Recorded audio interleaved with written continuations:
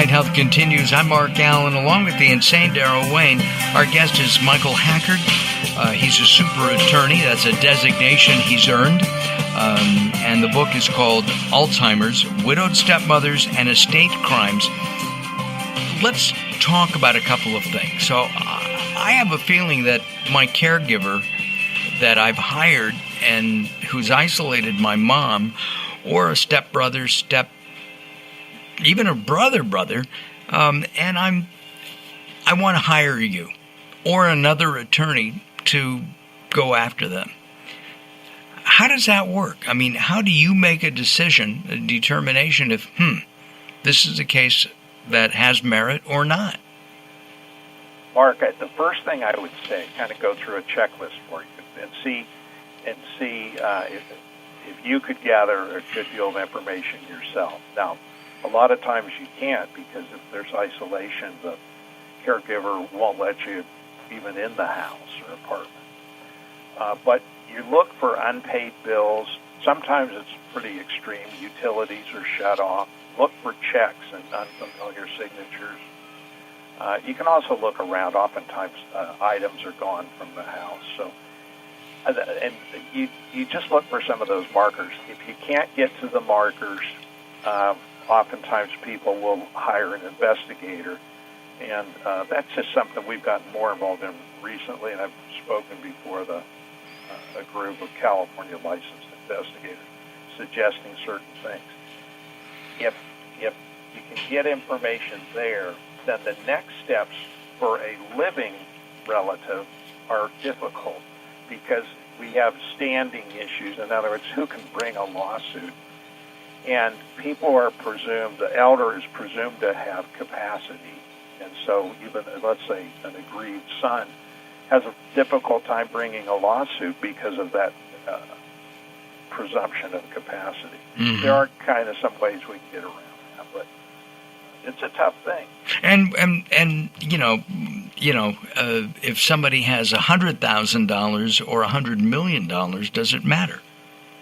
Well, it does matter in terms of the firepower that maybe you can bring to the party or to the litigation.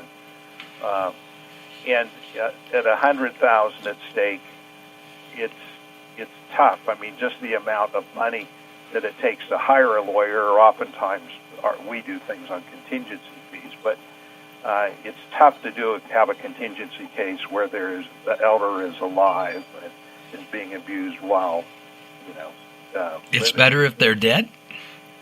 Well, in terms of the cases and what the law says with regard to standing, in terms of a legal case, it's stronger if they've passed away. And of course, I realize as I say this, that just sounds terrible. You attorneys. Sounds terrible.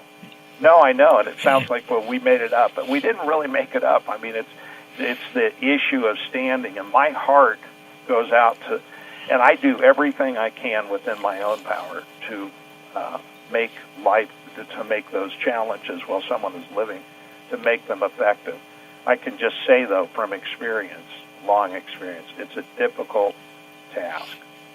Wow. And you said contingency. Here in California, that's like 30%?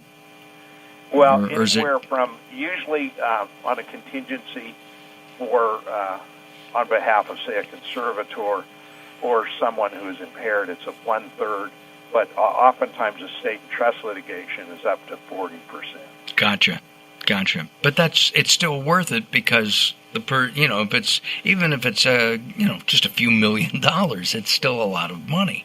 It's a lot of money, and I always sit down with our clients and I want to listen to their story and see what they're telling me. But when it comes to the financial aspects on a contingency case, I always say, we're both starting with zero. And do you absolute zero? Right. And do you are these civil or criminal or both? Well, we don't get to do criminal because we're only civil lawyers. They're a mix, though, of civil law, where, say, in the civil courts where you can get a jury trial, and in the probate courts where you don't get a jury trial. Got it. So we like jury trials if we can get to them. Of course. Hey, Michael, thank you very much. Look forward to to talking to you again about this as the laws change, because they're always changing. You have an interesting case, let us know. Would love to talk to you again, and come down to L.A. and we'll get together. Michael Hackard, the author of Alzheimer's, Widowed, Stepmothers and Estate Crimes.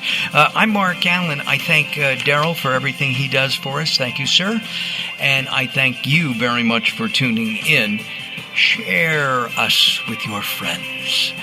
Go to latenighthealth.com. I'm Mark Alyn. Have a good week. Have a great week. And as I say every week, have a healthy week. We'll see you next time. Bye-bye for now.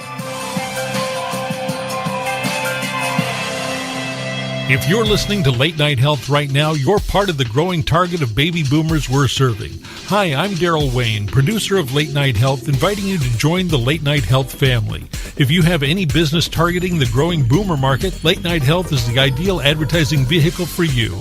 From vitamins to insurance, alternative health to Western-style medicine, Late Night Health caters to the growing population of those over 40 years old. This vibrant demographic has expendable income to fight aging, purchase travel, take care of aging parents, or just have fun. Find out about the advertising opportunities with Late Night Health. Call us at 805-391-0308. That's 805-391-0308, or email us at info@latenighthealth.com. That's info@latenighthealth.com. Join Late Night Health as we empower people to take charge of their own health care. Call now at 805-391-0308. That's 805-391-0308.